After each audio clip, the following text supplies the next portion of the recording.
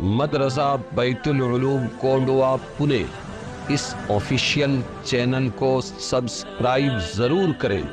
یاد رکھیے، اس سے کسی ایک شخص کو نہیں، پورے مدرسے کو فائدہ ہوگا اور آپ کو اجر عظیم ملے گا۔ پھر ایک مثال بیان کی اللہ نے کہ ایک بستی تھی بہت اچھی، ہر طرف سے روٹی روزی آتی تھی، ان کو کھاتے تھے، فراغت کی روزی تھی۔ پھر انہوں نے ناشکری کی۔ کیا کیا؟ اللہ کی ناشکری کی۔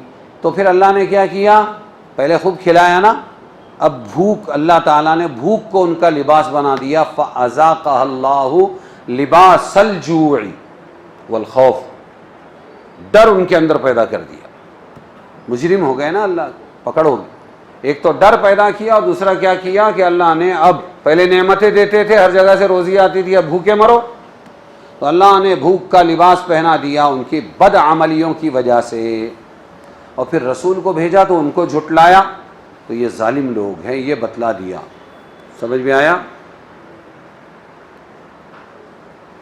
تو بھوک ایسے اور ڈر ایسے پیچھے لگی جیسے لباس کبھی تن سے نہیں اترتا، اتارا آرام کے لیے پھر پہن لیا۔ تو لباس ہمیشہ کا ساتھی، اس لیے ہماری بیویوں کو بھی یوں کہا گیا، ہن لباس لکم وانتم لباس لہن، تم کیا ہو؟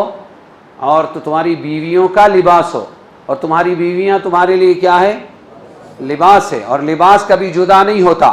اس لیے میاں بیوی کو جہاں تک ہو سکے ساتھ ساتھ رہنا چاہیے، زیادہ دور نہیں رہنا چاہیے۔ روٹی روزی کے لیے سفر کرتا ہے آدمی، دور رہتا ہے، لیکن جتنا ہو سکے اپنی فیملی کو اپنے ساتھ میں رکھنا چاہیے۔ یہ قرآن کہتا ہے، لباس بنا دیا۔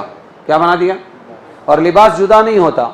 تو اللہ تعالیٰ کی یہ تعبیر ہے بڑی فصیح و بلیغ کہ پہلے تو نعمتوں سے نوازا، اور ناشکروں کو پھر اللہ نے بھوک اور خوف ایسا چپکا دیا جیسے لباس چپک کے رہتا ہے۔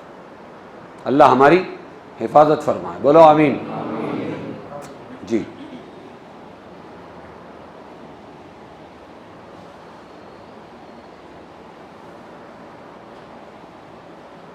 یہ عام مثال ہے نافرمانوں کے لیے، لیکن اکثر حضرات نے اس آیت کو، یہ بھوک والی آیت، ڈر والی آیت کو، یہ مکہ مکرمہ کا واقعہ قرار دیا ہے کہ وہ 7 سال تک شدید قحط میں مبتلا رہے۔ مکہ والے کیا رہے؟ 7 سال تک بھوک مری میں، قحط میں اور سوکھا میں مبتلا رہے کہ مردار جانور اور کتے اور غلاظتیں کھانے پر مجبور ہو گئے۔ اللہ کے رسول کی نافرمانی کی، انکار کیا، ہاں نعمتوں کی ناشکری کی۔ جیسے آج مکہ ہے نا، ساری دنیا کی نعمتیں پہنچتی ہیں، ساری دنیا کی نعمتیں ہر موسم میں اللہ پہنچاتا ہے۔ یہ دعا ہے حضرت ابراہیم علیہ السلام کی، وَارْزُقْهُم مِّنَ الثَّمَرَاتِ، اے اللہ ان کو کیا دے دے؟ پھل۔ اور پھل کا نمبر دال چاول کے بعد آتا ہے، پھل کا نمبر بریانی اور دالچے کے بعد آتا ہے۔ پہلے تو کھانا پورا کرو گھر میں، اب کھا پی کے جب بچے تو کچھ فروٹ ہو جائے، کیا ہو جائے؟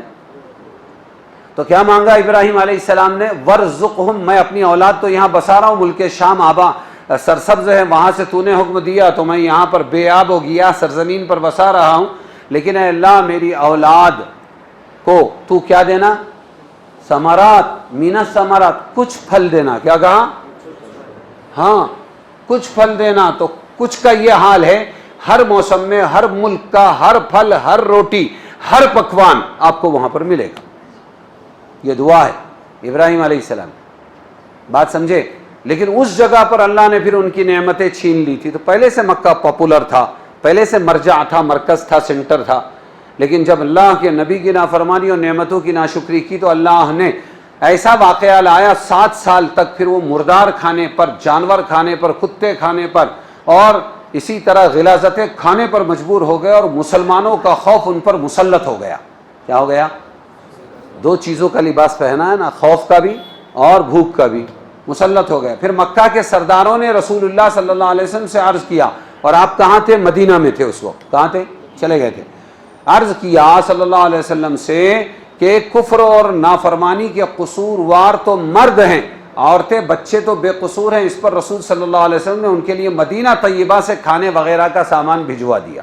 یہ سیکھنا ہے ظالموں کی اولاد، ظالموں کی فیملی، کو حضور صلی اللہ علیہ وسلم پہنچا رہے، جن کی وجہ سے مدینہ مکہ چھوڑنا پڑا، اور ساتھ دینے میں عورتیں بھی تھیں مشرکین کے حضور کو شہر بدر کرنے میں. تو پہلے تو عورتوں بچوں کے لیے وہاں سے کھانا بھجوا دیا حضور صلی اللہ علیہ وسلم نے مشرکین کی درخواست پر. آگے ابو سفیان نے بحالت کفر رسول صلی اللہ علیہ وسلم سے درخواست کی. یہ سردار بھی ہیں اور سسرے بھی ہیں، حضور صلی اللہ علیہ وسلم کے کیا ہیں؟ سسرے بھی ہیں، اور یہ مشرکوں کے سردار بھی، اور زندگی بھر حضور کے ساتھ میں لڑائی کی ہے.